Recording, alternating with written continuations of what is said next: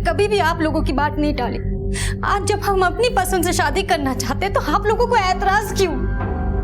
और वैसे भी आप लोग तो हमारे शादी करने से रहे। हमको आईना दिखाने से पहले ना इधर आ। देख देख अपने आप को, शकल देख अपनी। बता किसके हाथ मर दी इस कंचन सिकाया को? ना शकल ना सूरतिया, बना दो हमको दुल्हनिया।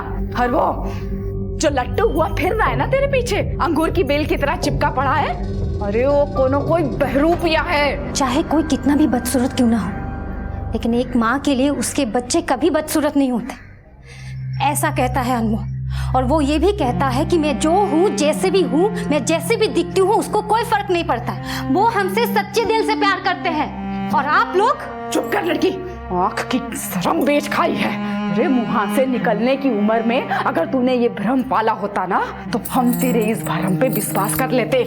30 साल की ठूठ हो गई है और कम सीनों की तरह बात कर रही है। और तू बोल रही थी ना कि उसके माता पिता तुझे बहू बनाने के खिलाफ है। शादी के बाद तुझे छोड़ के भाग गया तो?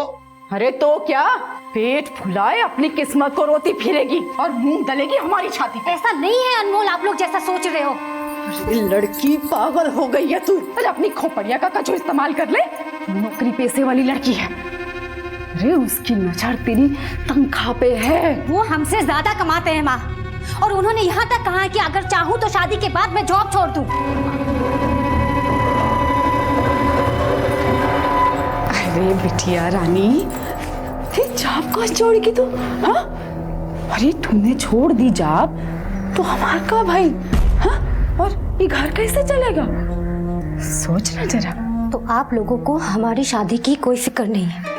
फिक्र सिर्फ इस बात की है कि अगर हम विदा हो गए तो आप लोग हमारी तनख्वाह से हाथ धो बैठोगे। हम आपके लिए बेटी नहीं है, सिर्फ एक बंधुआ है। जो हंसे या रोए उससे आपको कोई फर्क नहीं पड़ता।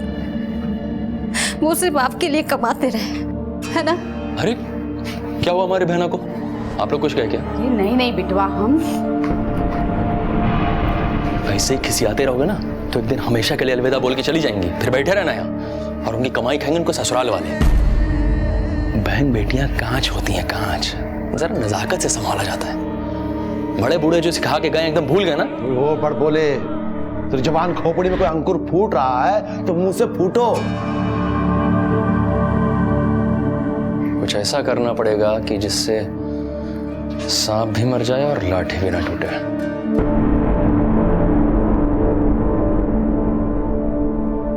माता पिता और संतान का रिश्ता किसी लेन देन के तराजू में नहीं तोला जा सकता, क्योंकि ना तो संतान कभी अपने माता पिता का कर्ज चुका सकती है और ना ही माता पिता अपना दायित्व किसी एहसान की तरह से निभाते हैं। लेकिन अगर इस रिश्ते में निजी स्वार्थ हावी हो जाए तो नुकसान इसी रिश्ते को भुगतना पड़ता है। बहन बेटी की शादी की चिंता हर माता पिता और भाई को होती है, लेकिन माधुरी के माता पिता और भाई इस चिंता से ग्रसित थे कि अगर माधुरी की शादी हो गई तो उनकी आर्थिक समस्याएं बढ़ जाएंगी, क्योंकि सभी माधुरी की कमाई पर निर्भर थे। कम सुंदर होने को अपनी शादी ना होने की वजह समझने वाली माधुरी ने अब अपनी पसंद का जीवन साथी ढूंढ लिया था, और उसी के साथ शादी करने का उसका अड़ियल रवैया माधुरी के परिवार के गले की हड्डी बन चुका था। और लालची इंसान अपनी मजबूरी में भी फायदा उठाने की सोचता है, और यही वजह थी कि करीबी रिश्ते साजिशों का खेल खेलने की फिराक में थे।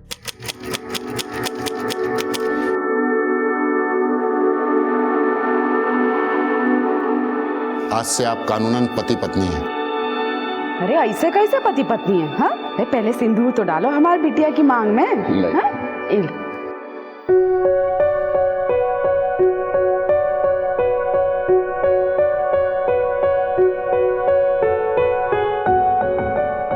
अच्छा, अब हमें इजाजत दीजिए। अच्छा बेटा, बस खुश रहो। अरे जी जी, फोटो तो रह गई। ले ले।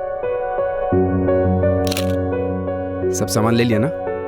हाँ, और छूट भी गया है तो कभी भी जाके ले आएंगे।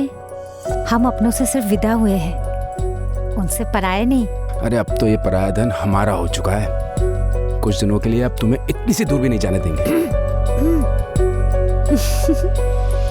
वैसे आपके माता पिता, उनसे पहले मिल लेते तो?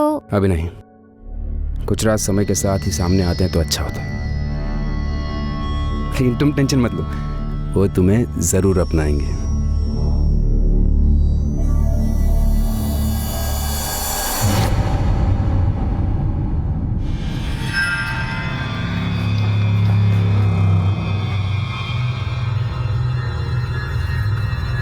अरे यहाँ तो ताला लगा हुआ है, अब क्या करें? महेश बेटा तू दोबारा फोन लगा। आप जिस नंबर को डायल कर रहे हैं अरे क्या वो हुआ? इस समय स्विच ऑफ है। फोन लग नहीं रहा। अनमोल को लगा ना? हाँ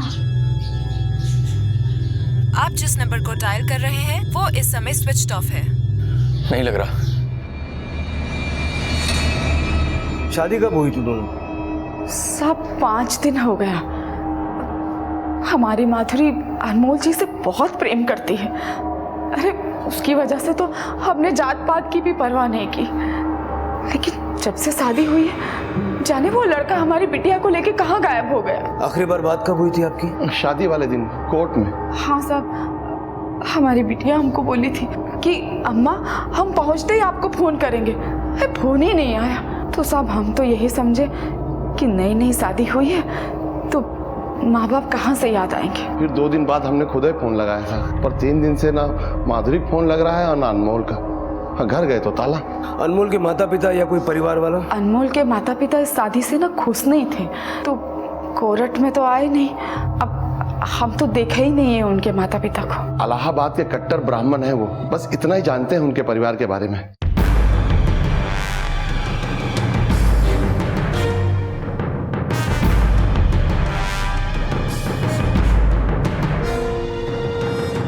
सर हमें तो ये भी नहीं मालूम कि उसका नाम अनमोल था।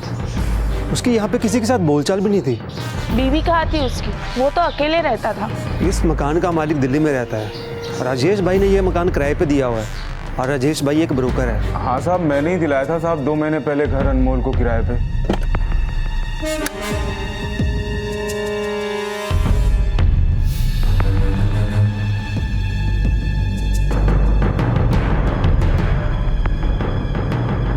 साहब वो बोला उसके गांव का आईडी खो गया है साहब, थोड़े दिन में आके दे जाएगा। 6 महीनों से वो वहाँ किराए पे रह रहा था, वो भी बिना पुलिस एनओसी। गलती हो गया साहब, माफ कर दो साहब। अभी विवेक तुम मैरिज रजिस्ट्रार से पता करो वहाँ उसने क्या एड्रेस दिया है। Yes sir. ये तो वही एड्रेस है जहाँ वो किराए पे रहता था। अपने नेटिव प्लेस यानी इलाहाबाद का कोई एड्रेस प्रूफ दिया था उसने? जी नहीं सर, रजिस्ट्रार ऑफिस से कुछ नहीं मिला। उसने अपना इलाहाबाद वाला एड्रेस वहाँ पे नहीं दिया था। माधुरी और अनमोल के कॉल रिकॉर्ड्स दोनों के फोन शादी वाले दिन के 3 बजे से स्विच ऑफ है। और सर सबसे हैरानी वाली बात ये, अनमोल अपने फोन से सिर्फ माधुरी को ही कॉल करता था। अनमोल के बारे में यहाँ कोई कुछ नहीं जानता, लेकिन माधुरी इसी शहर की है। उसके दोस्त पड़ोसी रिश्तेदार सबसे बात करो, शायद हमें कोई क्लू मिल जाए। कहते हैं कि शादी के बाद इंसान की जिंदगी बदल जाती है, लेकिन ये शादी माधुरी की जिंदगी में क्या बदलाव लाई इसका सिर्फ अंदाजा ही लगाया जा सकता था।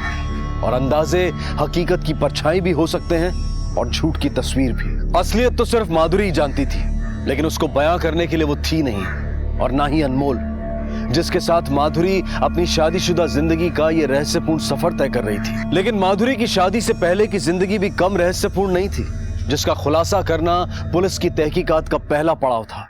सर माधुरी अनमोल से प्यार करती थी, लेकिन उसके पेरेंट्स नहीं चाहते थे कि उन दोनों की शादी हो। हम क्या है अनमोल जी के आगे, फिर भी वो हमें बहुत पसंद करते। उनके लिए हमारा लुक कोई मैटर नहीं करता।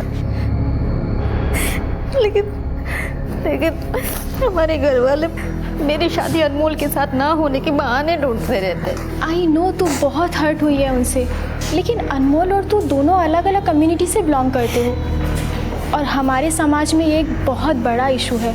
पेरेंट्स को हमारे इंटरकास्ट मैरिज से कोई प्रॉब्लम नहीं। उनको इस बात की प्रॉब्लम है कि अगर हमने अनमोल के साथ शादी कर ली तो उनका खर्चा कैसे चलेगा। उनको हमारी खुशियों की कोई परवाह नहीं है। उनको सिर्फ मतलब है हमारे सैलरी से। ये माधुरी और अनमोल मिले कैसे? सर फ्रेंड्स बुक पर। माधुरी आज लंच नहीं करना क्या? ओहो मैं तो भूल ही गई, आजकल तो तेरी भूख प्यास उड़ी गई है। धत, तू जा, मैं 10 मिनट में आती हूँ। अच्छा सर मुझे ये तो नहीं पता कि अनमोल कैसा था, लेकिन हाँ, माधुरी सच में उसको बहुत प्यार करती थी।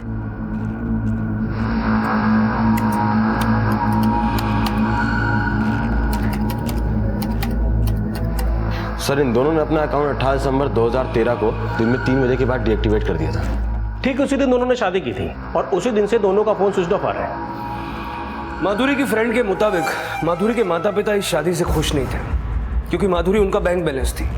अगर इसके पीछे वो लोग हैं तो फिर ये अनमोल किस खेत की मूली है? और अगर वो माधुरी को शादी के बाद अपने किराए वाले घर पर नहीं ले गया तो माधुरी के समेत गायब कहाँ हुआ? खुद गायब हुआ या किसी के इशारे पर हुआ? हमें माधुरी के मोहल्ले में फिर से जाना होगा। सर,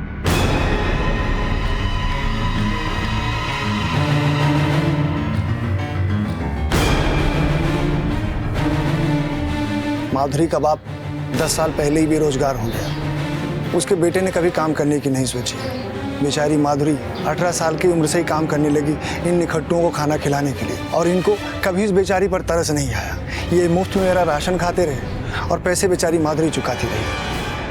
भैया, ये fairness cream, perfume, hair gel, घी, बादाम, ये सब हमने कब लिया? फेयरनेस क्रीम, फेस वॉश और जेल तुम्हारा भाई, और घी बादाम तुम्हारे पापा ले गए।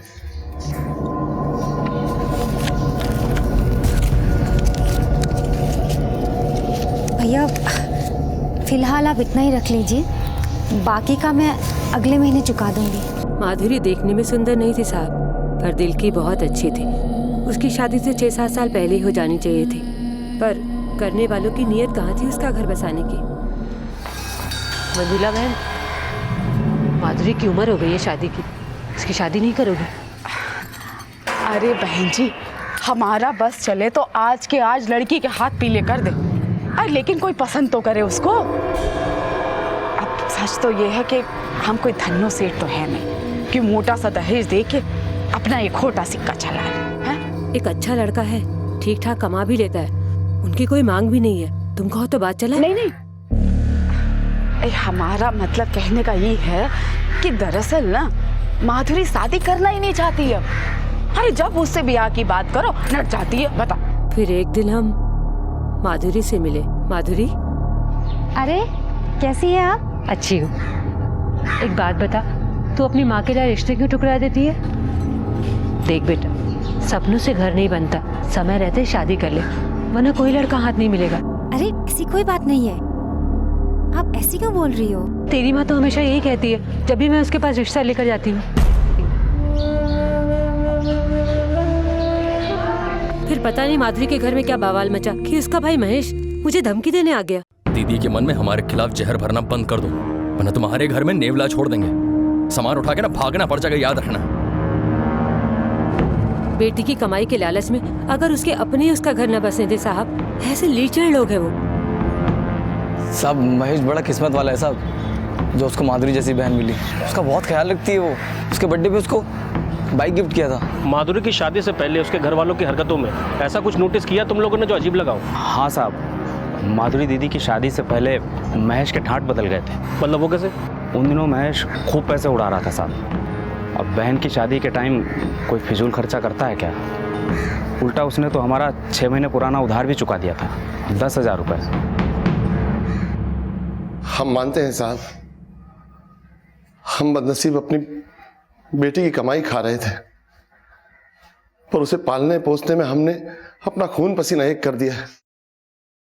अब अगर वो अपना फर्ज निभा रही है तो इसमें गलत क्या है? फर्ज जब मजबूरी बन जाए तो निभाना भारी पड़ता है। माधुरी की शादी कराने का फर्ज भी तुम लोगों पर भारी पड़ने वाला था, क्योंकि माधुरी के अलावा घर में कोई कमाता नहीं था। कुछ कमाता नहीं, तू फिर भी अपने दोस्त के 10,000 रुपये चुका दिए। साहब, वो पैसे हमें हमारी बहन ने दिए थे, वो हमें परेशान नहीं देख सकती ना, इसलिए। परेशान तो खुद माधुरी थी तुम लोगों से।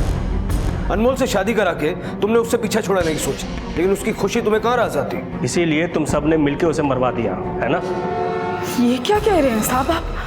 हम दोनों माधुरी के माई बाप हैं, हम अपनी बिटिया को क्यों मरवाएंगे? सच खुद तेरी जबान पे आ गया।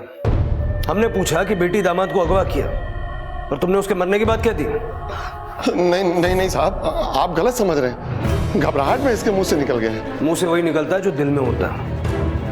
बोलो, माधुरी कहाँ है? हमारा दिल जानता है हम अपनी बहन से कितना प्यार करते हैं। आप हम पर लांछन लगा रहे साहब। लांछन नहीं, शक। गेहूं के साथ घुन भी तो पिसता है। माधुरी के साथ अनमोल भी तुम्हारा शिकार बन गया है ना?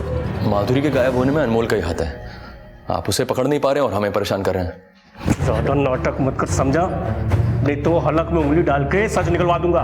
देखिए, आप चाहें तो हमें मार लें, पर ऐसा घिनौना आरोप हम पे न लगाएं। साहब, हम मानते हैं कि हमने अपनी बिटिया को कभी कोई सुख नहीं दिया, पर उसके गायब होने में हम लोगन का कोई हाथ नहीं है साहब। साहब, हम सच में नहीं जानते अनमोल हमारी बहन को कहाँ लेके गया। हम कसम खा के कह रहे हैं साहब। सच क्या है जल्दी ही सामने आ जाएगा। उसके बाद ये मगरमच्छ के आंसू नहीं, खून के आंसू रहोगे तुम लोग।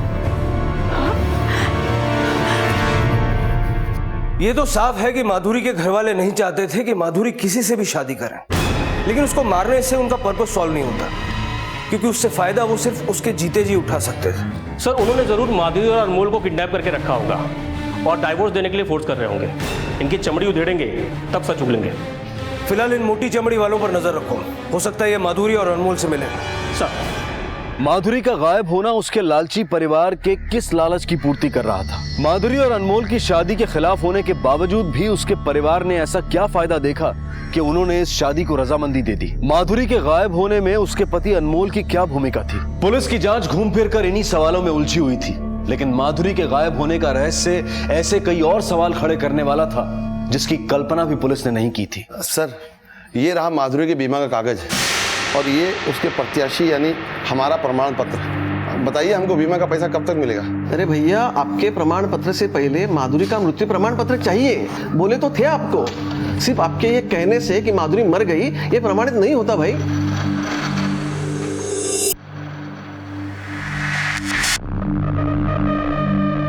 सर, माधुरी का बाप उसका बीमा क्लेम करने आया है।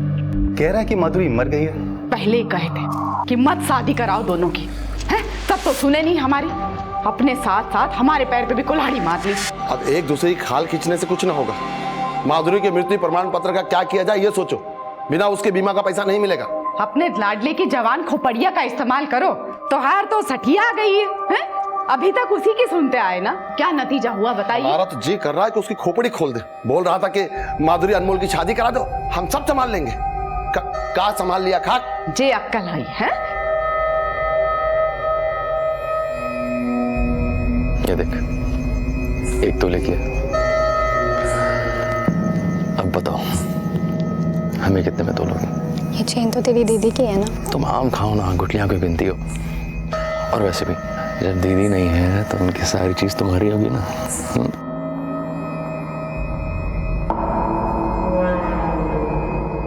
सर, हमें तो लग रहा है कि जब ये लोग अनमोल और माधुरी को शादी करने से रोक नहीं पाए तो उसे मार के उसके बीमा का पैसे खाने की सोची और शादी होने दी, ताकि सारा इल्जाम अनमोल पे आ जाए। तुम कहना चाह रहे हो कि माधुरी का मर्डर हो चुका है और अनमोल अपने आप को बचाने के लिए भाग गया। अगर ऐसा होता तो हमें माधुरी की लाश जरूर मिलती, लेकिन यहाँ कहानी कुछ और है। माधुरी की शादी माधुरी के माता पिता की मर्जी से नहीं, बल्कि महेश की रजामंदी से हुई। अब सवाल यह है कि महेश क्यों चाहता था कि अनमोल और माधुरी की शादी हो। इस महेश का बैकग्राउंड खंगालो, पता करो कि जीजा साला बनने से पहले महेश और अनमोल का रिश्ता क्या था। सर,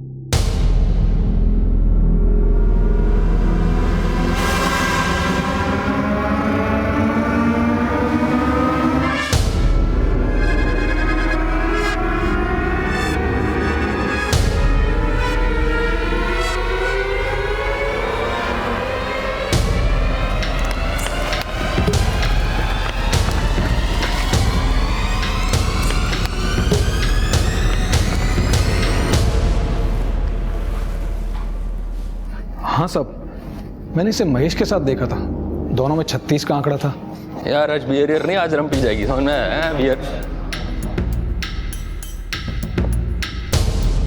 उठ साले, मेरी बहन का पीछा करता है साले। अरे क्या लगा रखा? पकड़ो इनको। अरे संभालो, अरे छुड़ाओ इन लोगों को। साले मेरी बहन का पीछा छोड़ दे, काट डालूंगा। छोड़ साला, तो तुम मेरा बनेगा, देख लेना। फिर एकाएक दोनों दोस्त बन गए। दोस्त? हाँ साहब, पता नहीं क्या समझौता हुआ दोनों के बीच में।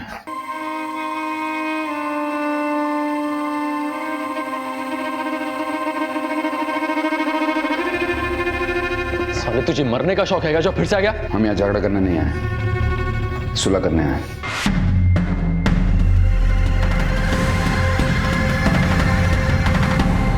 ये तो नहीं पता साहब इन दोनों के बीच में क्या बातचीत हुई। बस ये देखा था कि इस लड़के ने महेश को कुछ पैसे दिए थे।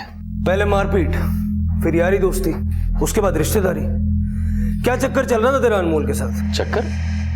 कैसा चक्कर साहब? साहब साहब साहब साहब साहब, आप सही समझे साहब। मेरा और अनमोल का रिश्ता झगड़े से शुरू हुआ था। वो हमारी बहन माधुरी का पीछा करता था साहब।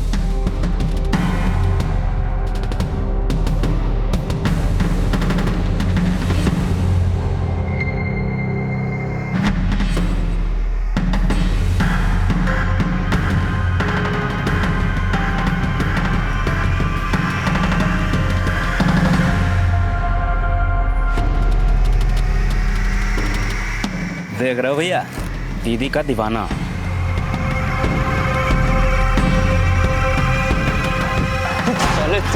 मेरी बहन का पीछा करता है? कौन क्या कर लेगा बे? साला तो तू मेरा बनेगा, देख लेना। उसकी धमकी धीरे धीरे सच होने लगी थी साहब। माधुरी बोलने लगी थी कि शादी करेगी तो अनमोल से ही करेगी। 30 साल की उम्र तक किसी लड़के ने घास नहीं डाली तो प्यार में अंधी हो गए थे। और अनमोल ने तुझे गूंगा बना दिया पैसा देकर। हम तुम्हारी बहन माधुरी से सच्चा प्यार करते हैं, और वो भी हमसे। अब तक तो तुम जान ही गए होगे। देखो, हम जानते हैं कि तुम्हारे परिवार में माधुरी की कितनी अहमियत है, पर तुम हमारी शादी उससे होने दो। अब तक माधुरी जो भी तुम्हारे परिवार के लिए करती आई है, हम उसमें उसका पूरा साथ देंगे। अब एक मिनट, ये रखो। अब जाके अपने माता पिता से हमें अपना जीजा बनाने की सिफारिश करो। थोड़े से पैसों के लिए तूने अपनी बहन को भाड़ में झोंक दिया। तूने उसकी शादी नहीं, सौदा किया, बेच दिया उसको। ऐसा मत बोलो साहब, भाई है उसका। अनमोल हमें पैसा देता था, लेकिन हमको लगा वो अच्छा आदमी है, हमारी बहन का ख्याल रखेगा। पैसे देने वाला तो अच्छा ही लगेगा ना तुम जैसे लालचियों को। हम लालची जरूर हो सकते हैं, लेकिन इतने गिरे हुए नहीं कि अपने खुद के जने बिटिया को मरवा डाले। मार नहीं सकते थे तो उसके बीमे के पैसे वसूलने की क्या जल्दी थी? हमारे पास एक ढेला नहीं है और माधुरी का भी कोई पता नहीं। ऐसे में हम क्या करते? कुछ ना कुछ तो जुगाड़ करना ही पड़ेगा। मतलब आप लोग नहीं जानते थे कि अनमोल ने आपकी हामी भरवाने के लिए महेश का इस्तेमाल किया, उसे खूब पैसे दिए? नहीं साहब, हम नहीं जानते थे कि हमारा पाला हुआ ही हमको डस रहा है। जहर तुम सब में भरा है। तुम सब माधुरी के दुश्मन हो। पता नहीं अब वो जिंदा भी होगी कि नहीं। दोनों में नॉर्मल चैटिंग होती थी, लविंग कपल्स टाइप। इन दोनों के अकाउंट में कितने फॉलोअर्स थे? और कोई ऐसा है जो सस्पिशियस लगे? एक सुधा नाम की लेडी है जो अनमोल को बार बार फ्रेंड रिक्वेस्ट भेजती थी, लेकिन वो डिनाई करता था। ये देखिए सर, उसका एक मैसेज, ये सेकंड वाला। हाय मनीष, हमसे बात क्यों नहीं करते? आजकल कहाँ हो? जल्दी वापस आ जाओ। ये सुधा अनमोल को मनीष क्यों कह रही है? हमें इस सुधा तक पहुंचना होगा।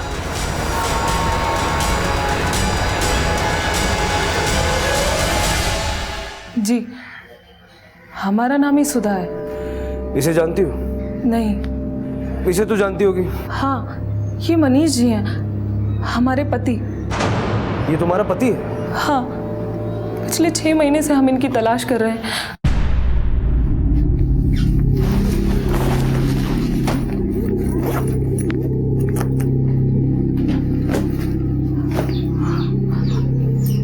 आप कहीं जा रहे हैं जी? और उस दिन के बाद वो आज तक लौट के नहीं आए। क्या वो तुम्हें हमेशा पीटा करता था? नहीं सर, पर उन्हें गुस्सा बहुत आता था। कुछ बात तो थी जो उन्हें अंदर ही अंदर परेशान कर रही थी। कौन सी बात? उन्होंने कभी कुछ बताया नहीं, लेकिन अक्सर नींद में कुछ बड़बड़ाया करते थे। छोड़ दो, छोड़ दो, छोड़। क्या हुआ? हम कई महीनों से उनकी तलाश में थे। फिर एक दिन अचानक हमने उनकी फोटो सोशल नेटवर्किंग साइट पर देखी। हमने उनको कई सारे मैसेज भी किए, पर उनका कोई जवाब नहीं आया। उसे कोई दिमागी बीमारी थी? नहीं, पर अचानक से उनका मूड चेंज हो जाता था और इतना गुस्सा आता था कि अपना आपा खो बैठते थे।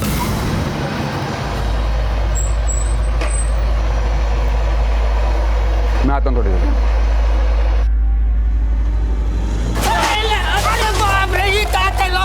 और गुस्से में इतने पागल हो जाते थे कि किसी की भी जान ले सकते थे। मनीष के माता पिता? पिता का देहांत तो उनके बचपन में ही हो गया था और उनकी माताजी से उन्होंने हमें कभी मिलवाया नहीं, बस इतना बताया कि वो विकासपुर में कहीं रहती हैं। मनीष उसी वक्त सुधा को छोड़कर गया था जब सोशल नेटवर्किंग साइट पर अनमोल का अकाउंट क्रिएट हुआ था। इस औरत की कहानी क्रॉस वेरीफाई करो। इस मनीष और अनमोल की दोहरी शख्सियत की पहचान ही हमें माधुरी तक ले जा सकती है। एक ही शक्ल के दो आदमी या फिर दो नाम रखने वाला कोई बहरूपिया। अनमोल उर्फ मनीष की इस दोहरी पहचान के पीछे क्या राज था? और अगर इस दोहरी पहचान के पीछे वजह माधुरी थी तो फिर अनमोल का मकसद क्या था? क्योंकि माधुरी से शादी करने के बाद अनमोल उसे हासिल तो कर ही चुका था, फिर दोनों को इस तरह से गायब होने की क्या जरूरत थी? क्या इसके पीछे कोई और बड़ा मकसद था? यह जानना बेहद जरूरी था, इसलिए पुलिस ने मनीष से जुड़ी हर बात की तह तक जाना शुरू कर दिया। सर, विकासपुर नाम का गांव कटनी के आसपास किसी भी तहसील में नहीं है। इसका मतलब मनीष ने सुधा से भी झूठ बोला। सर, मनीष यादव के बैंक स्टेटमेंट और फाइनेंशियल रिकॉर्ड्स। सर, ये मनीष यादव तरिया गांव के किसी सहकारी बैंक से हीरा देवी नाम की औरत को पैसे ट्रांसफर किया करता है। और सर 6 महीने पहले किसी सतीश यादव ने बहरीन के अकाउंट से मनीष यादव के अकाउंट में 10 लाख रुपए ट्रांसफर कराए। मनीष यादव, सतीश यादव और ये हीरा देवी यादव, पता करो इन 3 यादवों के बीच में कनेक्शन क्या है।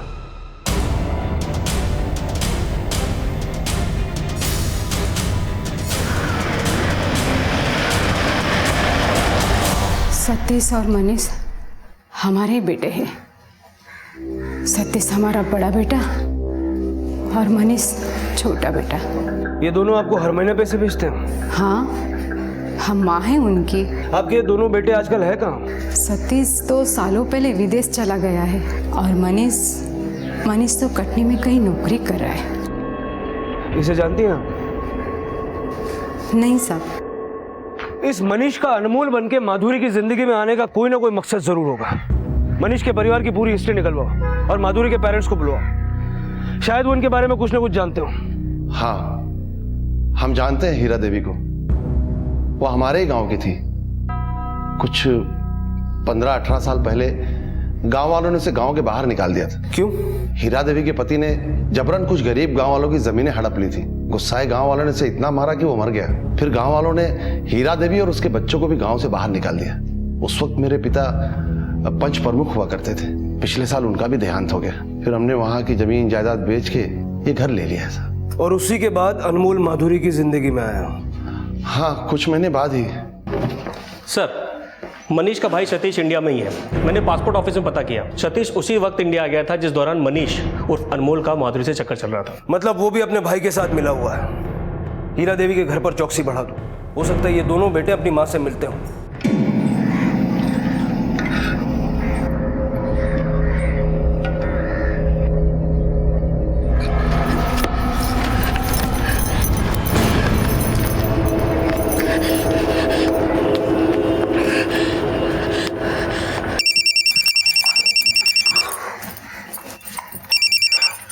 हेलो माँ, हमें बचा लो। माँ, हमें बचा लो। माधुरी, अरे कहाँ हुआ बेटिया? कहाँ है तू?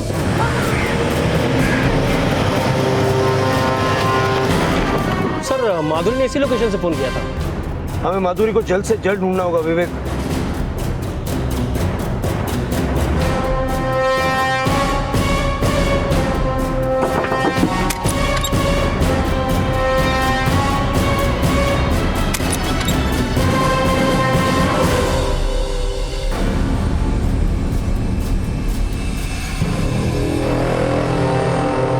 ऐसी कौन सी जगह छिपे थे कि ना किसी ने माधुरी को देखा और ना ही इस अनमोल उर्फ मनीष को? हम जानते हैं हीरा देवी को। वो हमारे ही गांव की थी। 15-18 साल पहले गांव वालों ने उसे गांव के बाहर निकाल दिया था।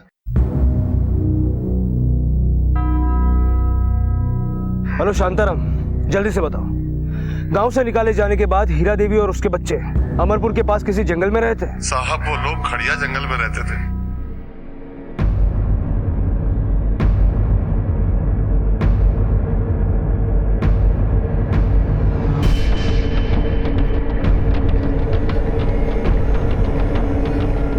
शायद यही है। आसपास देखो।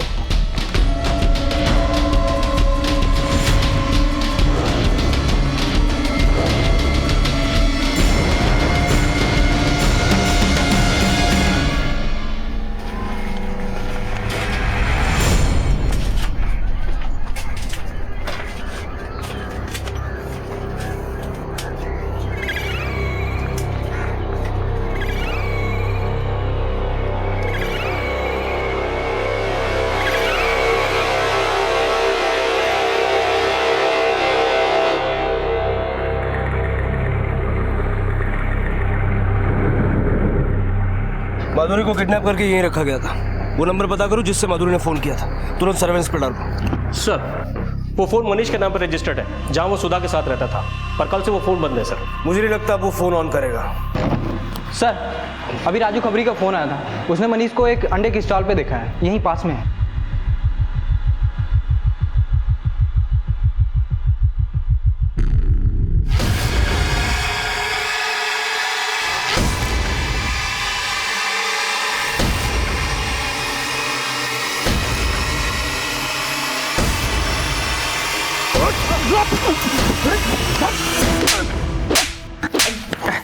बोल कहाँ है माधुरी, बोल। बहुत मोटी चमड़ी है ना तेरी, मैं भी देखता हूं कब तक नहीं बोलता।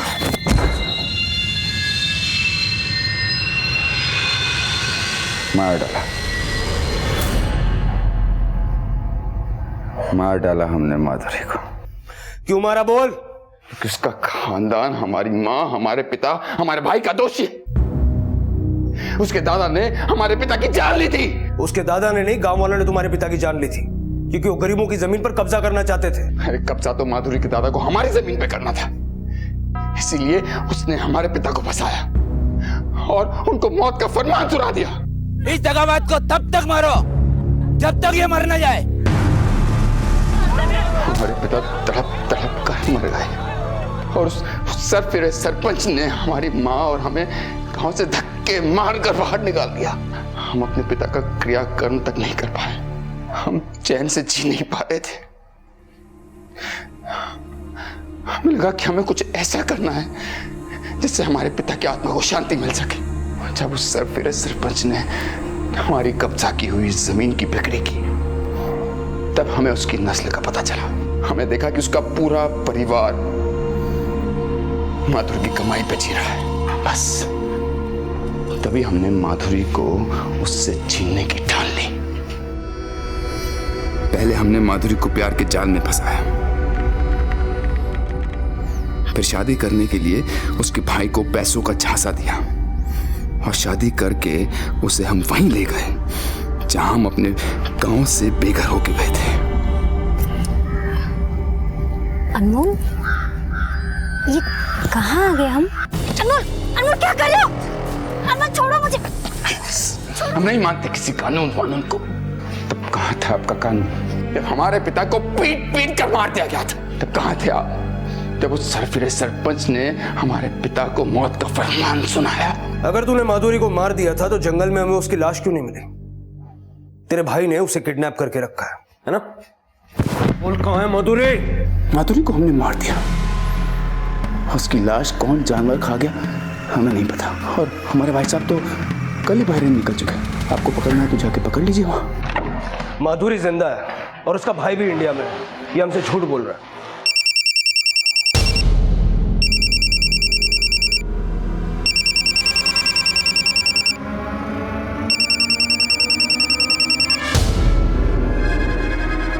हेलो मनीष,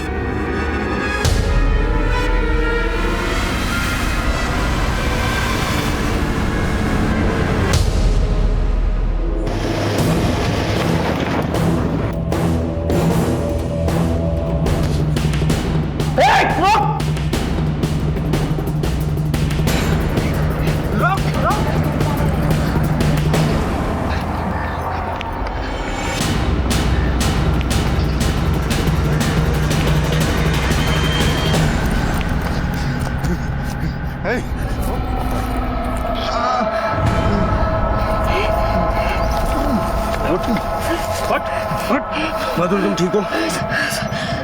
चल।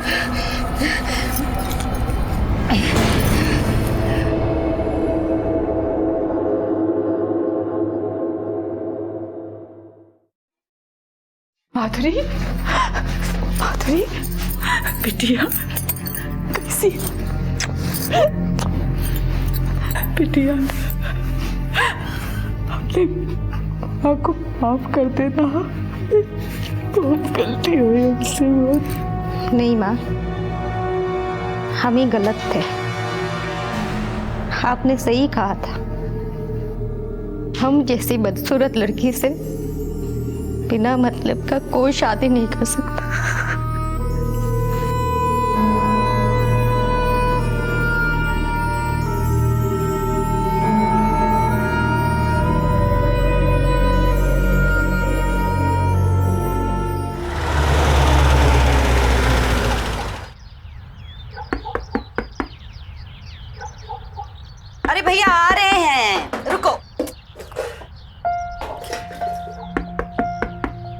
रहे हैं भाई? अरे आ गया तू, चल अच्छा किया। अब खाना खा ले, और हाँ, अब जाते ही लैपटॉप में जाकर मत बैठ जाना।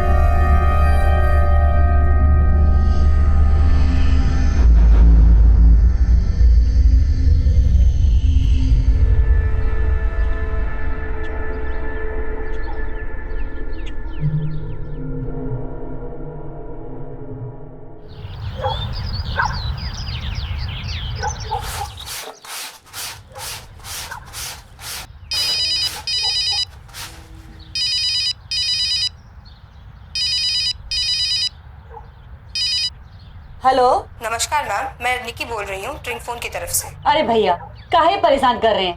कह रहे हैं ना कि हमको कुछ नहीं चाहिए, रखिए फोन।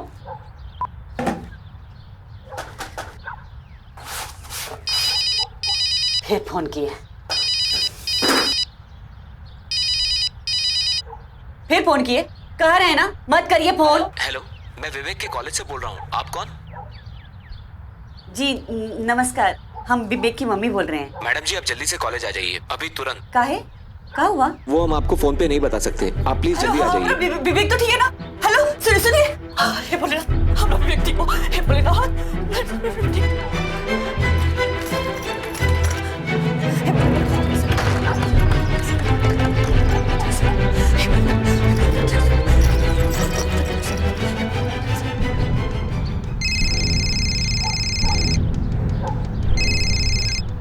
हाँ सविता, क्या हुआ? विवेक के कॉलेज से फोन आया था, बुलाए। हमको लगता है विवेक को कुछ हो गया। क्या बोल रही हो तुम? कहाँ हुआ विवेक को? हम जा रहे हैं, आप भी जल्दी आइए। हम तुरंत छुट्टी लेके पहुंच रहे हैं। हाँ जरा जल्दी कहिए जी, भैया जी जरा जल्दी चलाइए ना।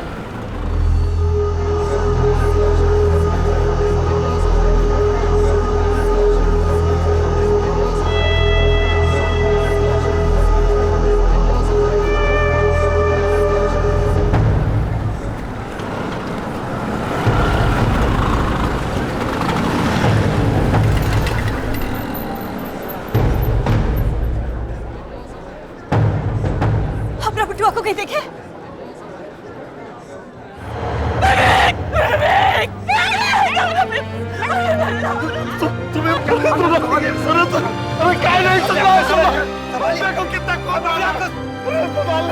देखिए अपने आप को संभालिए।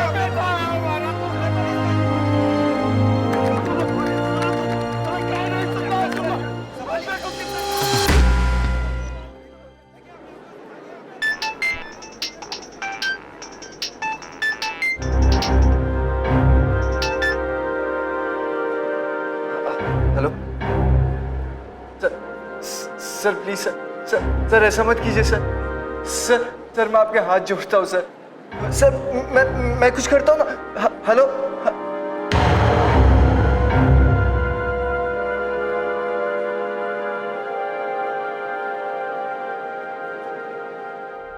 पुणे को जैसे किसी की नजर सी लग गई थी। पिछले 6 महीनों में पुणे में ये 7वीं बार सुसाइड की कोशिश की गई थी। क्या था ये? पढ़ाई का दबाव या कोई बाहरी प्रेशर? ये उम्र वैसे भी मुश्किलों भरी होती है। एक तरफ सब कुछ नया करने का जोश होता है और दूसरी तरफ अपने आप को सेटल करने की फिक्र। क्या इसी कश्मकश का शिकार हो रहे थे स्टूडेंट्स या फिर मामला कुछ और ही था?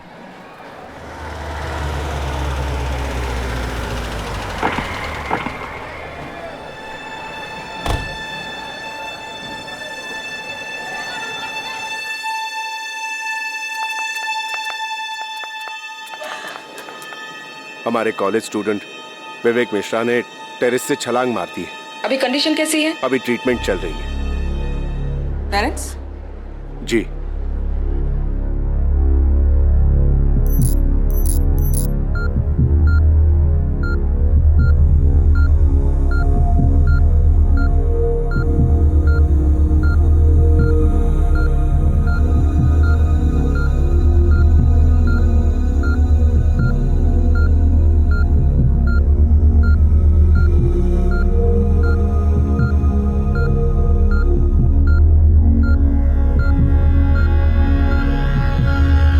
देखिए, जो कुछ भी हुआ उसका हमें बेहद अफसोस है, लेकिन हमारे लिए जानना बहुत जरूरी है कि ये सब हो कैसे गया। अच्छा, याद करके बताइए, किसी बात को लेकर विवेक परेशान था क्या, या फिर उसके बिहेवियर पे कोई बदलाव? नहीं, कोई परेशानी नहीं थी, लेकिन जब से वो नया कॉलेज में गया था तो कहता था सब बच्चा लोगों के पास महंगा फोन है, लैपटॉप है, उनको भी चाहिए। बहुत समझाया उसको, नहीं माना, जिद पकड़ लिया, ऋषि आके बैठ गया, तब उसकी माँ ने। ये लो मम्मी। ला, ये सब सामान ना जाकर बाजार में बेचा ना, ये तुम्हारी नानी दी थी, इतना दिन से संभाल के रखे थे, अब कोनो जरूरत नहीं, तुम्हारी खुशी से बढ़कर हमरे लिए और कोनो चीज नहीं। जाओ, सब ले जाओ। हम ठीक है। और सुन, एक मिनट। ये तुम्हारी नानी का पानदान है, इमे वो मीठा सुपारी का टुकड़ा ना काट काट के भर दिया करती थी, और हम बच्चे लोग जब भी मौका मिलता था ना झट कर जाते थे। बहुत मार खाए हैं हम और तुम्हारे मामा ना ई पानदान की सुपारी के लिए। बेटा इसको भी ले जा। मम्मी, अपना इसे रहने दो। अरे काहे? अब ऐसा बात करेगा ना तो सब बर्तन का कोनो ना कोनो किस्सा बता देंगे। जाओ, जाकर ले जा बच्चों, बस तुम पढ़ लिख जा, सब काम सफल हो जाएगा। ठीक है, जा बेटा।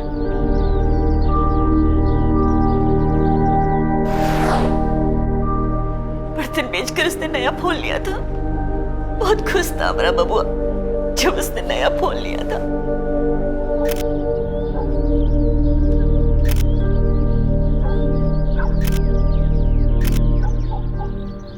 सब फूल पत्ती का फोटो खींचेगा, हमारा नहीं खींचेगा का? अरे मम्मी, आपकी फोटो खींच के क्या करूंगा? कॉलेज में कोई देखेगा तो? काहे? तुमको शर्म आता है कि हम तुम्हारी माँ हैं? अरे नहीं मम्मी, मैं तो मजाक कर रहा था। मैं बोल रहा था कि जो दिल में रहता है उसकी फोटो खींचने की क्या जरूरत? अब आप इतना बोल रहे हो, मैं आपकी एक फोटो खींचूंगा। ठीक है? करो, बात नहीं करो, मैं हम तो नहीं मम्मी, एक फोटो, एक प्लीज, ऐसे वाला, ऐसे करो जैसे आप करती हो हमेशा। ये देखो, ये तो बिल्कुल हीरोइन वाला पोज है। कुछ भी पकता है। मम्मी फोन दिलाया तो खाली मम्मी का फोटो खींचोगे, हमारा नहीं? फोटो में हम भी बहुत अच्छे लगते हैं भाई, खींचो। पापा, आपकी ना फोटो मैं आपकी यूनिफॉर्म के साथ खींचूंगा, सेठ जी के बंगले पे, वो बड़ी वाली गाड़ी है ना व्हाइट वाली, उस पे खींचूंगा। एक पापा ऐसे, इस तरह से, इस तरह।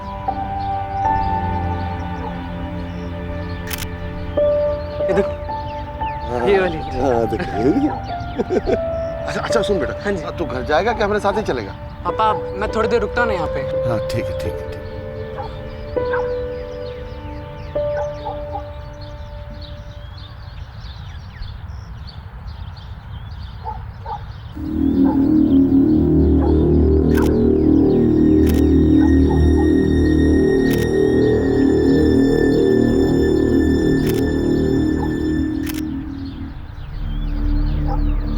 फोन पे क्या कर रहा है ये देखने के लिए चुपके से उसके पीछे गए तो देखा कि वो हमारा फोटो डिलीट कर रहा है।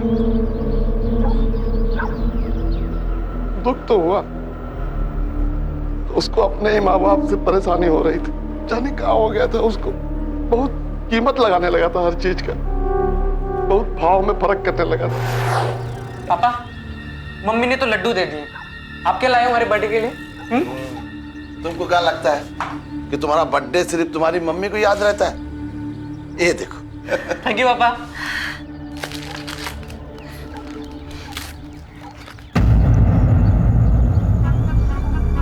अरे ये तो बिल्कुल सस्ती सी घड़ी है पापा, इसकी तो कोई कीमत भी नहीं होगी। बेटा, कुछ चीज कीमत से नहीं प्यार से आकी जाती है, समझे? भावना देखो, भाव नहीं। मैडम, हम उसको हरदम डांटते समझाते रहते, पर इसमें उसका भी कौन दोष? ये जमाना ही ऐसा है, यहाँ गरीब का कौनो जगह नहीं है, अपनों के दिल में भी नहीं। कल उससे कोई बातचीत हुई थी आप लोगों की जो हर रोज से अलग हो? विवेक कॉलेज जाने से पहले कभी पूजा पाठ नहीं करता था, लेकिन कल। अरे विवेक बेटा, नाश्ता किए कि नहीं? विवेक,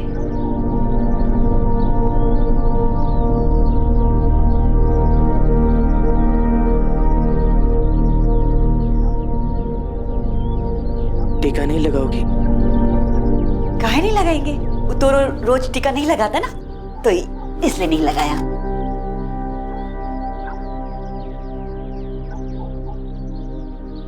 खुश रहो बेटा।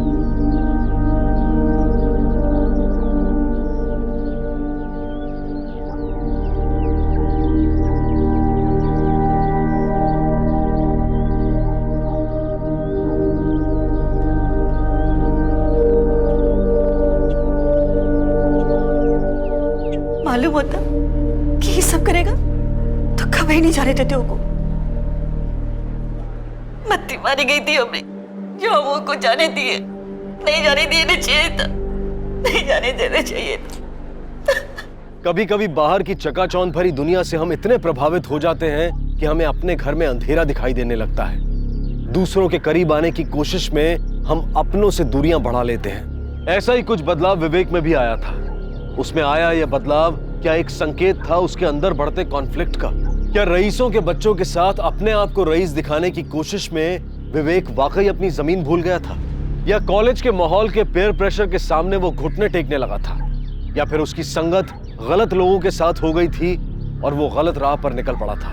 कई सवाल सर उठाए खड़े थे, लेकिन इनका जवाब किसी के पास नहीं था। पुलिस कड़ियां जोड़ने में लगी थी।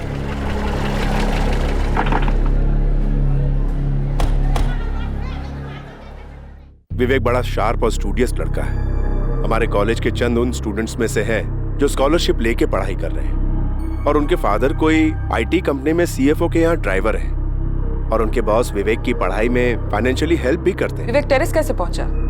इस कॉलेज का टेरेस हमेशा खुला रहता है? नॉर्मली तो टेरेस बंद ही रहता है, पर कभी कभी सफाई के लिए खोलना पड़ता है। रानी जरा टेरेस चेक करो।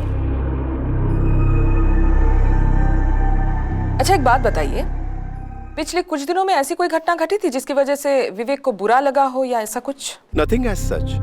स्टूडेंट्स थोड़ी बहुत शरारत तो कर ही लेते हैं। अब हाल ही में प्रोफेसर जोशी ने उसकी और मेहुल की कंप्लेंट मुझे की थी। कोई प्रोजेक्ट के बारे में थी वो। प्रोफेसर जोशी से मिल सकते हैं? हाँ श्योर।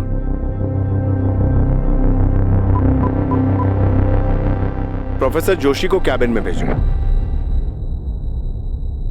सर विवेक कुछ टाइम से अपसेट था, पर किस कारण से अपसेट था ये पता नहीं। शायद उसका भी कुछ चोरी हो गया था। मतलब? वो सर आजकल कॉलेज में काफी चोरियां हो रही है, बट कौन कर रहा है पता नहीं चल रहा। विवेक के फ्रेंड्स की भी बाइक चोरी हुई है। विवेक ने अपने एक सीनियर स्टूडेंट मेहुल का असाइनमेंट बनाया था, जिसकी वजह से मैंने उसे बहुत डांटा था। फिर दोनों ने मुझसे माफी भी मांगी थी। और हाँ, विवेक ने तो प्रॉमिस किया था कि आगे से वो ऐसा कुछ भी नहीं करेगा। मैडम छत से एक टूटा हुआ फोन मिला है। फौरन लैब भिजवाओ इसको। ओ मैडम। उस दिन के बाद विवेक के बिहेवियर में कोई खास बदलाव नजर आया था आपको? नहीं, आजकल के स्टूडेंट्स कहाँ केयर करते हैं अपनी किसी चीज की, अपनी लाइफ की भी नहीं। एग्जाम्पल आपके सामने है, हर चीज लाइटली लेते हैं। Thank you professor. जब तक ये इन्वेस्टिगेशन चलेगा, मेरा एक कांस्टेबल यहाँ मौजूद रहेगा 24 घंटे। यहाँ की हर एक्टिविटी पर वो नजर रखेगा। मैम, क्या आपको लगता है कि विवेक का केस अटेम्प्टेड सुसाइड का है? ये भी हो सकता है कि उसे टेरेस पे से किसी ने धक्का दे दिया। इस प्रोबेबिलिटी को हम इग्नोर नहीं कर सकते हैं, लेकिन मर्डर अटेम्प्ट करने वाला लड़का अगर चालाक होता तो ऐसी जगह नहीं चुनता, और लड़का अगर नौसिखिया था तो कोई ना कोई एविडेंस जरूर छोड़ता। किसी ना किसी ने उसे जरूर देखा होता। Right ma'am. मैम, अगर एक्चुअली अटेम्प्टेड सुसाइड है तो कॉलेज की फीस भी एक वजह हो सकती है। एडमिन स्टाफ ने बताया कि उसने पिछले 2 सेमेस्टर की फी नहीं भरी। हाँ हो सकता है, लेकिन पर्टिकुलरली इस केस में मुझे चांसेस कम लग रहे हैं। एक काम करो, कल कुछ देर के लिए विवेक के पेरेंट्स को हॉस्पिटल से घर बुला लो। एक बार फिर से उनसे पूछताछ भी कर लेंगे और विवेक के कमरे की अच्छे से तलाशी भी ले लेंगे। Right ma'am.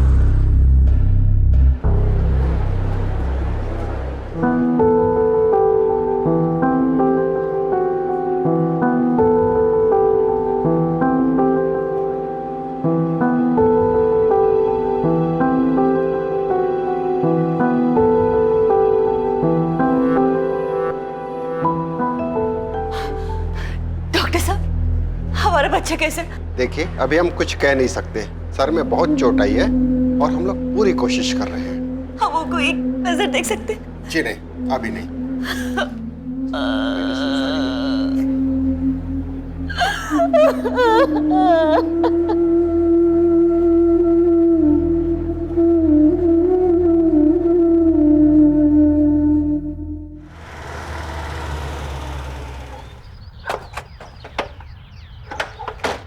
चौहान, तुम विवेक के बारे में पड़ोसियों से पूछताछ कर लो। चलो।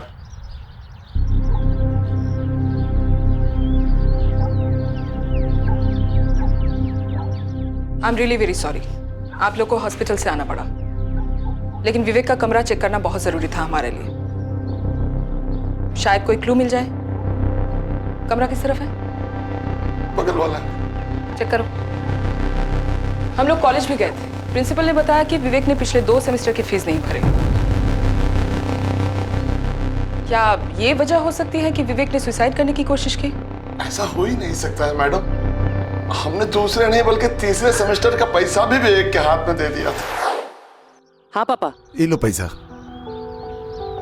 और सुनो बेटा, पैसा थोड़ा संभाल के खर्चा करो। जब से बड़का कॉलेज में गए हो बहुत खर्च कर रहे हैं। पापा, इतने बड़े कॉलेज में गया हो तो पैसे तो खर्च। देखना पापा, एक दिन अब पढ़ लिख के ना इससे भी बड़ा बंगला बनाऊंगा आपके लिए। हमको पता है, हमारा विवेक पढ़ लिख के बहुत बड़ा आदमी बनेगा। लेकिन कॉलेज का कहना है उनको फीस मिले ही नहीं। हो सकता है कहीं और खर्च कर दिया होगा। सब कुछ तो लाके देते थे, उसको कहाँ खर्च करेगा? कहीं दोस्त वोस्त के साथ भी तो खर्चा हो सकता है। दोस्त थे कि भी नहीं, कहाँ मालूम। लेकिन जब से वो नया लैपटॉप लेकर आया था ना, तब से सारा टाइम वो में लगा रहता था। कमरा बंद करके जाने कहाँ करता था।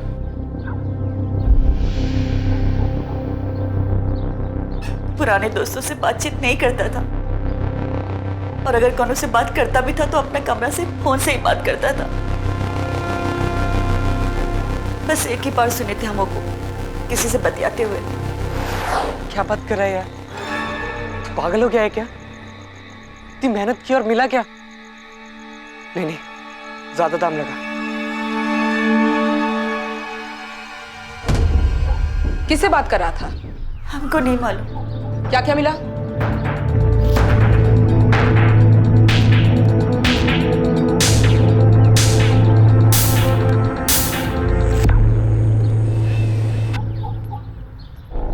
साहब, मैं बोलूँ तो अच्छा विवेक ना बहुत अच्छा लड़का है, और मेरा स्कूटर के पीछे से बिल्कुल दीवाना है वो।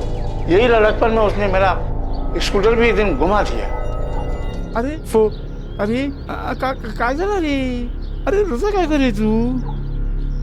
हाँ वो अरे क्या हुआ, कुछ बोलेगा? वो मैं स्कूटर लगा के सब्जी लेने गया था, वापिस आया तो स्कूटर। क्या हुआ? हाँ, स्कूटर चोरी गया क्या? हाँ, मैंने बहुत ढूंढा काका, कहीं नहीं मिला। चला पुलिस आ जाओगे। चला पुलिस आ जाओगे। चला। हम पुलिस स्टेशन भी गए थे, लेकिन वहाँ पर पुलिस वाले लोग विवेक से ऐसा आला वाकला पूछने लगा कि मेरे को बहुत खराब लगा था। बोला कि नहीं, रिपोर्ट नहीं करने का, हम बिना रिपोर्ट करके वापस चले जाए। ठीक है, विवेक के बारे में अगर आपको और कोई बात याद आए तो हमें इन्फॉर्म कर दीजिएगा। जरूर सर। मैम, काका की स्कूटर और विवेक के करीबी दोस्तों के बाइक का चोरी होना, वो भी 1-2 हफ्ते के अंदर, ये इत्तेफाक नहीं हो सकता। You are right. जहां भी स्कूटर और बाइक चोरी हो रहे थे, विवेक वहां पे मौजूद था। हो सकता है इन चोरियों में वो शामिल हो। विवेक का लैपटॉप साइबर सेल भेजा? Yes ma'am.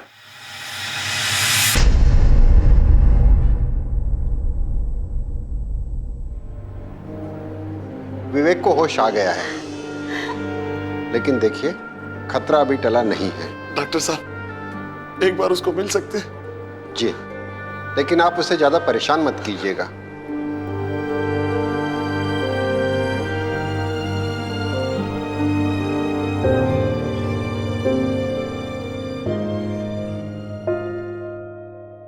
मुझे माफ कर दो। आपका बेटा बुरा हो गया। मैं आपके सारे सपने तोड़ दिए। हो सके तो मुझे माफ कर देना। तुम फिक्र नहीं करो बेटा, सब ठीक हो जाएगा।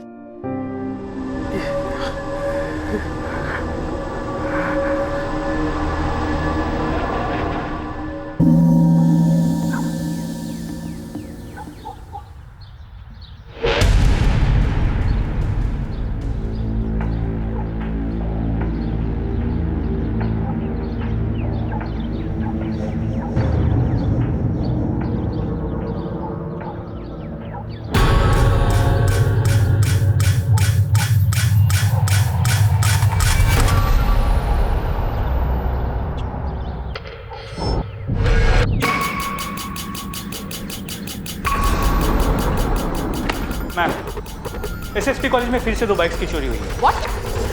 कांस्टेबल कदम क्या कर रहा था? कदम को प्रिंसिपल ने बुलाया था केस की अपडेट के लिए। चौहान, इन चोरियों का जल्द से जल्द पता लगाओ, शायद इससे हमें कोई ठोस क्लू मिल जाए। फास्ट। Yes ma'am.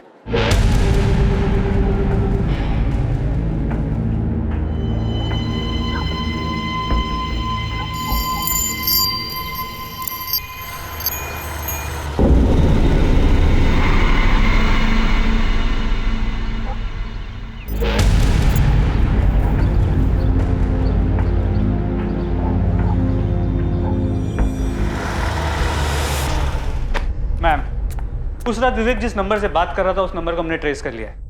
नंबर किसी राजू के नाम पे। वंडरफुल, उठा लो उसको। मैम।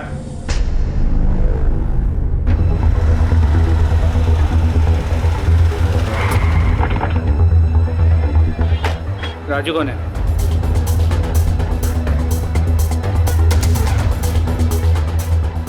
राजू। हाँ साहब। विवेक को जानते हो? विवेक मिश्रा। जानता हूँ साहब, लेकिन हुआ क्या है? कैसे जानते हो? वो साहब, उसने मुझे एक स्कूटर बेचा था।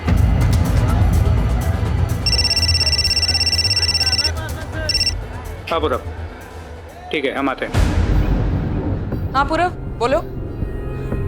मैम, पिछले 3-4 हफ्तों से विवेक हाइक बहुत यूज कर रहा था। इनफैक्ट उसने सुसाइड अटेम्प्ट से पहले भी हाइक पे लॉगिन किया हुआ था और कोई वीडियो लिंक बार बार देख रहा था, पर अब वो लिंक डीएक्टिवेटेड आ रहा है। इसका मतलब विवेक दोस्तों के साथ नहीं, अपना ज्यादा वक्त इंटरनेट पे बिता रहा था। एग्जैक्टली। और इंटरनेट के जरिए वो लगातार किसी के टच में था। यस। पूरब, उस डीएक्टिवेटेड लिंक के बारे में पता करो, हमें जानना है वो किसका था। Sure ma'am, I will try my best. Chauhan, college के आसपास जितने भी सीसीटीवी कैमरास हैं उनके फुटेज मुझे चाहिए। Yes ma'am. ये किस मुसीबत में फंस गए हम लोग? ओह गॉड, प्लीज हेल्प मी। अरे मेहुल, तू नहीं चल रहा? कहाँ? अरे चंदन की जो बाइक चोरी हुई है ना, उसके रिलेटेड वीडियो दिखा रहे हैं, पुलिस आई हुई है। चल आ जाइयो।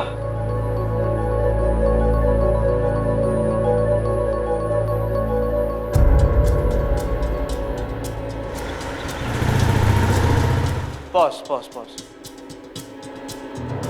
क्या आप लोग इस बाइकर को पहचानते हैं? क्योंकि ये वही बाइकर है जो आप लोगों के कॉलेज से आपका सामान और बाइक्स चोरी कर रहा है।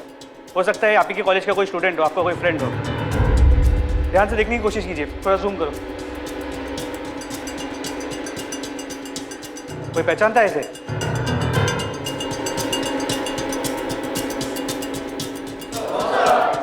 ओके, लैपटॉप ले लो। Thank you.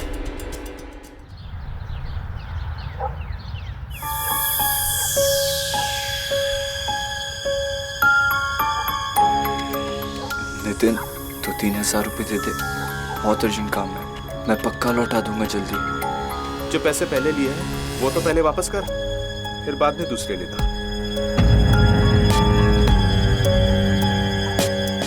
विक्रम यार, 3-4 हजार रुपये दे दे, बहुत अर्जेंट है, मैं पक्का लौटा दूंगा तुझे। एक काम कर, कटोरा लेके कॉलेज के बाहर जाकर बैठ जा। अपने डैड से पैसे मांगना है यार, हमसे क्या मांगता रहता है? यार डैड पैसे नहीं देंगे, समझना बात को। और डैड अगर पैसे नहीं दे सकते तो हम क्यों दे? प्लीज यार भाई, तू जाना यार यहाँ से।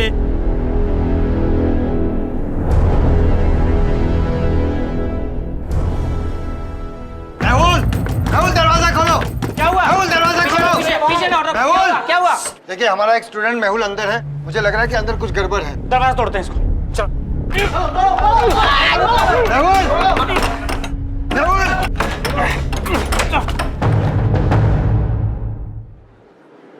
सॉरी, हम लोग उसे बचा नहीं पाए।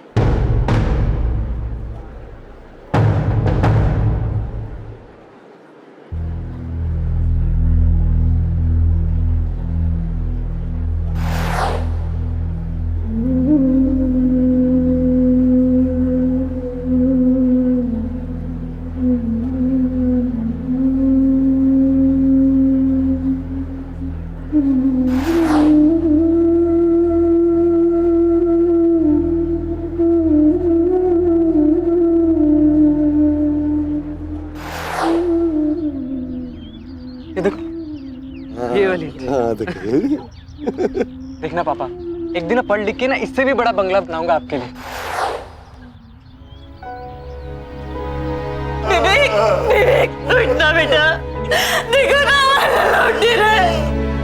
विवेक जब जवानी आती है तो जिंदगी तेज रफ्तार पकड़ने लगती है। सबसे आगे निकलने और सब कुछ हासिल करने की कश्मकश में ये नौजवान ब्रेक लगाना भूल जाते हैं और हादसों का शिकार बन बैठते हैं। क्यों विवेक ने इतनी छोटी सी उम्र में जान देने का फैसला किया, और अब उसी तरह मेहुल ने भी इतना बड़ा फैसला इतने कम समय में ले लिया था। क्या उनकी मौत ही उनकी समस्या का आखिरी समाधान था? आखिर किन हालात से गुजर रही थी उनकी जिंदगी? विवेक और मेहुल के ऐसे फैसले ना सिर्फ उन्हें अपनों से दूर कर रहे थे, बल्कि उनके साथ वो राज भी दफन हो रहे थे जो उनके जाने के बाद किसी और की मौत के कारण बन सकते थे। जब देखो तब मेहुल हमेशा पैसे मांगते रहता था। शायद वो 2 नंबर का कुछ काम करता था, बेटिंग एंड ऑल। तुमको कैसे पता? मैम, एक दिन की बात है।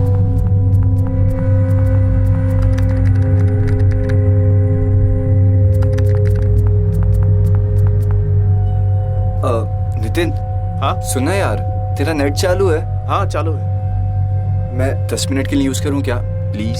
सिर्फ 10 मिनट के लिए, ठीक है? हाँ, फिकर नॉट यार। ये ले, चल ले। थैंक्स। आता हूँ 10 मिनट में। हाँ।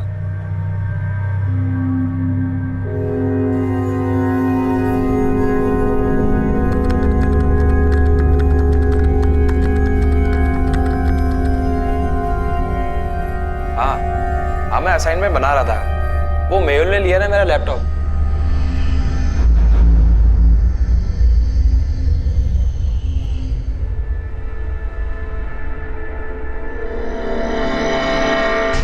कुछ आइडिया है तुमको उस दिन वो क्या देख रहा था लैपटॉप में? नहीं मैम, मैं लैपटॉप से बहुत दूर था, तो मुझे नहीं पता वो क्या देख रहा था। हमको तुम्हारा लैपटॉप चाहिए। या श्योर मैम। मैम, हमने नितिन का लैपटॉप चेक किया है। पता है कि मेहुल बार बार एक वीडियो लिंक डालकर कुछ देखने की कोशिश कर रहा था, और अभी लिंक ऑफलाइन आ रहा है, ठीक विवेक की तरह। मैम, सीसीटीवी फुटेज से एक अजीब चीज सामने आई है।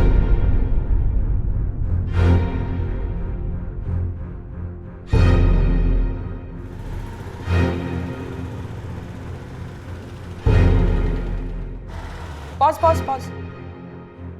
ये इनोवा कंटिन्यूअसली बाइक के पीछे चल रही है। राइट मैम, हमने भी इसे नोटिस किया। या तो इनोवा बाइक को फॉलो कर रही है, बाइक इनोवा। मैंने आरटीओ से इस गाड़ी की इन्फॉर्मेशन निकाली। इस पे जो नंबर प्लेट लगा हुआ है वो फेक है। एक मिनट जूम इन करो। इस गाड़ी पर तो किसी होटल का स्टिकर लगा हुआ है, hotel R international.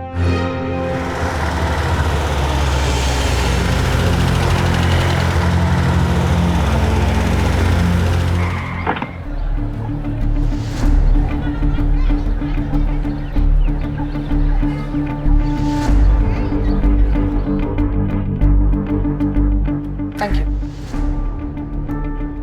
Yes ma'am, इसी होटल की है। हमारे क्लाइंट को बुक की गई है। कौन से क्लाइंट के हैं? एक रशियन टूरिस्ट है, रोजलिन सरकोवा। इसी होटल में रुकी हुई है, रूम नंबर 4 और 3 में। 4 डेज की बुकिंग है। अभी है अपने कमरे में? अभी तो नहीं है, बट यूजुअली शाम तक वापस आ जाती है। चौहान, तुम यही रुको। किसी भी कीमत पर वो रशियन लड़की हमारे हाथ से नहीं निकलनी चाहिए, और इस बात की खबर उस लड़की को नहीं होनी चाहिए। Yes ma'am. मेहुल, हमें तुमसे बात करनी है। देखो, तुम्हारे एक दोस्त ने जान दे दी और तुम भी मरते मरते बचे। हमें बताओ बात क्या है?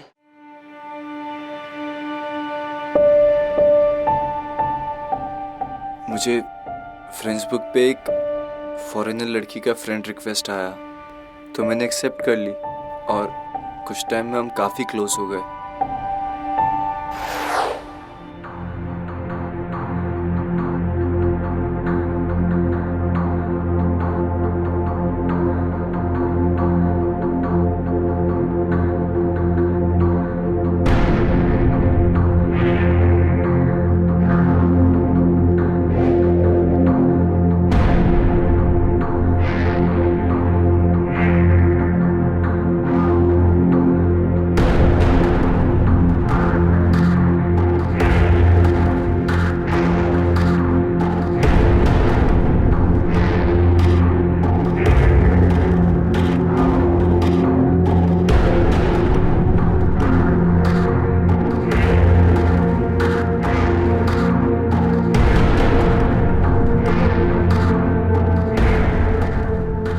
फिर एक दिन मुझे किसी का फोन आया। क्या बे? 3 लाख रुपए नहीं दिया ना बेटा तो तेरी मजा की सजा बना डालूंगा। ये जो तेरा वीडियो है ना उसको पूरे वर्ल्ड में घुमा डालूंगा मैं। नहीं समझ में आ रहा है ना तो लिंक खोल के देख डाल।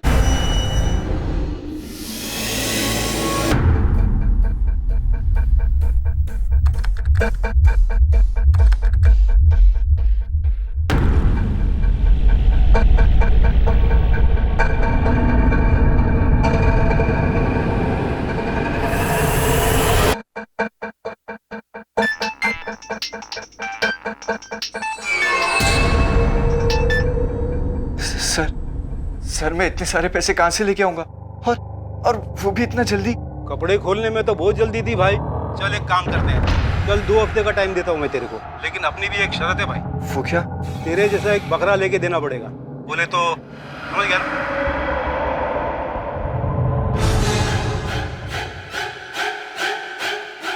हर सौदे की एक कीमत होती है, लेकिन ये एक ऐसा सौदा था जो चोरी छुपे किया जा रहा था, जिसमें कीमत और मजबूरी दोनों ही ज्यादा दिखाई दे रही थी। जाल में वो फंसता था जो या तो बहुत कमजोर होता था या फिर बहुत शातिर।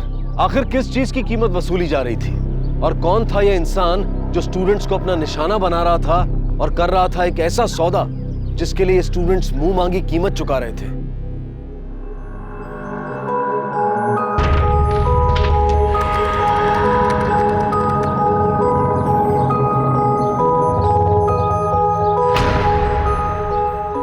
सही है ना? तुझे चाहिए क्या? इधर आ। हाय, hey, what's up? Fine. How are you? Yeah, all good. Actually, my friends want to talk to you. Okay. Of course. Hi, Hi. my name is Vivek. What's yours? My name is Rosalie. Yeah, I'm in call.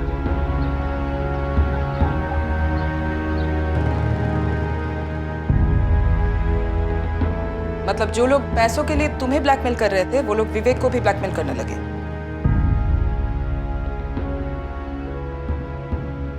Ma'am,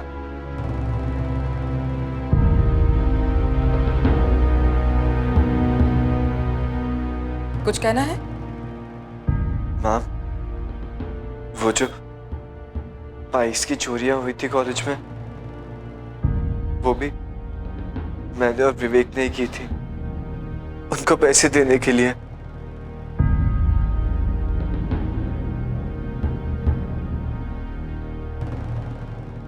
I'm sorry mummy.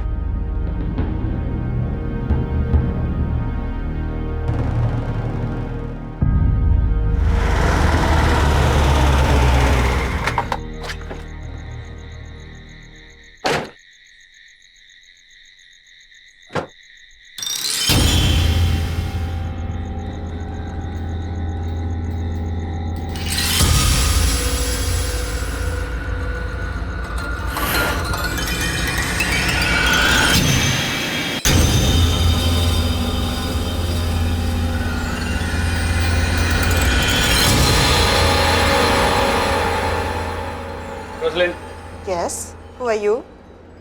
Pune police. पकड़ो से इसे।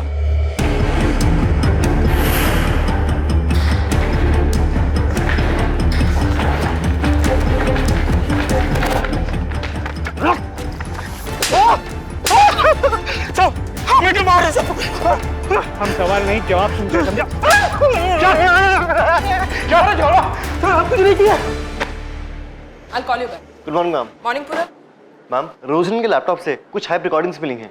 India के कई educational cities में इसका network है। हमारी नई पीढ़ी के साथ खिलवाड़ कर रहे हैं ये लोग। मैम, रोजलिन से इन्फॉर्मेशन मिली है। प्रमोद पांडा नाम का आदमी है जो इस सारे खेल का मास्टरमाइंड है और विदेशी लड़कियों से काम करवाता है। उस दिन जो आदमी रोजलिन के साथ पकड़ा गया वो भी प्रमोद पांडा का ही आदमी था जो इन लड़कियों के साथ रहता था। उसने प्रमोद पांडा की लोकेशन डिस्क्लोज कर दी। Arrest him. हाँ ठीक है, एक काम करना, वो फॉरेनर लड़की को बुला ले, तू काम आ जाएगी अपने को।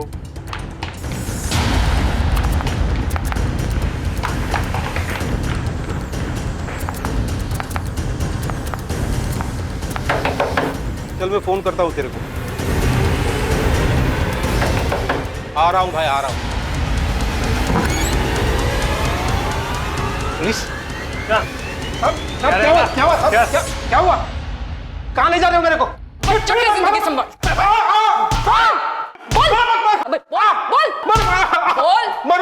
मैं बताता हूँ मैडम। हाँ, बोल बोल। मैडम वो क्या है, वो बड़ी बड़ी कॉलेजेस में जो अमीर लड़के आते हैं ना, उनकी लिस्ट है अपन लोगों के पास। वो फ्रेंड बुक पे वो जो फोटो डालते हैं ना, उससे हमको मालूम पड़ जाता है कि पार्टी माल वाली है। फिर हम फिरंगी लड़कियों से उनको फ्रेंड रिक्वेस्ट भिजवाते हैं और फिर वो लड़के फौरन रिक्वेस्ट एक्सेप्ट कर लेते हैं। लड़कियां उनसे बातचीत करके उनको बाटली में उतार डालती है। फिर गंदी गंदी बातें करके वो कपड़े उतारना शुरू कर देती हैं और लड़के भी अपने कपड़े खोलना शुरू कर देते हैं। वो इस टाइम पे हम लोग उनका वीडियो रिकॉर्ड कर लेते हैं और बाद में हम इनको ब्लैकमेल करते हैं। मैडम ये लोग तो हमारे लिए पैसों का झाड़ है। जब भी जरूरत पड़ते है तब झाड़ हिलाते तो पैसे मिल जाते।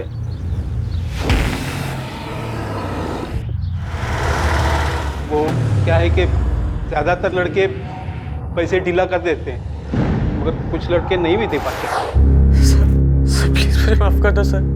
सर मैं और पैसे नहीं ला सकता हूँ सर। सर मैंने अपनी सेमेस्टर की फीस भी आपको दे दी थी। चले शाने ज़्यादा नाटक मत कर। बहुत बड़े बंगलों में रहता है, तुम मालूम है मेरे को। बंगला मेरा नहीं है सर। मैं सिर्फ फोटो खिंचवाने के लिए वहाँ गया। तो जैसे ही तूने वो फोटो खींची ना, वैसे ही तेरा फोटो मैं वेबसाइट पे डाल दूंगा। डालू क्या बोल? सर मुझे माफ कर दो सर, प्लीज मुझे माफ कर दो सर। कमाल का जुगाड़ कर, जल्दी चल निकल। प्लीज मुझे माफ कर दो। ब्लैकमेल के चक्कर में ना बच्चे ने सुसाइड कर लिया, जानता है? ये रोजलिन जैसे लड़कियों को कैसे फंसाता रे तू? मैडम वो बहुत गरीब लड़कियां हैं मैडम, उनके खाने के वांदे हैं। बहुत सारी लड़कियां ऐसा काम कर रही है। कहाँ से चलता है तेरा ये नेटवर्क?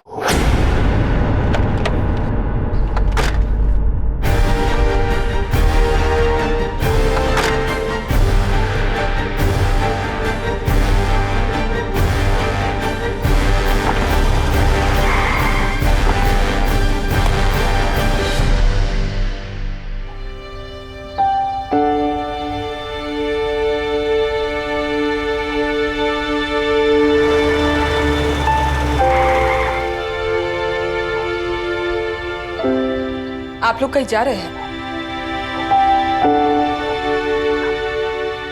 जिसका भविष्य के लिए यहाँ आए थे, जब वही नहीं रहा तो हम लोग यहाँ रहकर क्या करें? हम वापस जा रहे हैं अपने गांव।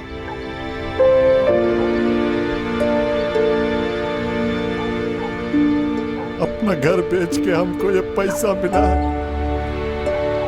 आप ये पैसा उन लड़का लोग को दे दीजिएगा जिसका भाई को लिया था या चोरी किया था, लेकिन मरने के बाद उस पर कोनो इल्जाम न रहे। उसका आत्मा को शांति मिल जाएगा। देखिए आपका बेटा बुरा नहीं था, बस गलत संगत का शिकार हो गया और उनमें ऐसा खोया कि दोबारा अपने आप को ढूंढ ही नहीं पाए। कहते हैं excess of everything is bad, यानी कि अति हर चीज की बुरी होती है। इंटरनेट के बहुत फायदे हैं लेकिन नुकसान भी है। यह आप पर डिपेंड करता है कि आप उसका इस्तेमाल कैसे करना चाहते हैं। किसी भी ऐसी एक्टिविटी में इन्वॉल्व मत होइए जो आपको शर्मिंदा करे। आप जो हैं जैसे हैं उस पर गर्व कीजिए, क्योंकि जो आप में है वो किसी और में नहीं। लेकिन दूसरों के जैसा बनने की कोशिश में हम अक्सर गलतियां कर बैठते हैं। विवेक ने भी अपनी हकीकत छुपाने की कोशिश की थी और दिखावे की झूठी दुनिया में कदम रखा था, और ये कदम उसे मौत की दहलीज तक ले गया।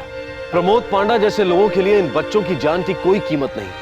ये तो कोई अरुण और सविता से पूछे कि उन्होंने क्या खोया है। युवाओं से ये विशेष विनती है कि ऐसी बुराइयों से दूर रहें और अपना ध्यान केवल अपनी पढ़ाई और अपने उज्जवल भविष्य पर रखें। अब मैं अनूप सोनी आपसे विदा लेता हूं। फिर मुलाकात होगी अगले एपिसोड में एक और चौंका देने वाले केस के साथ।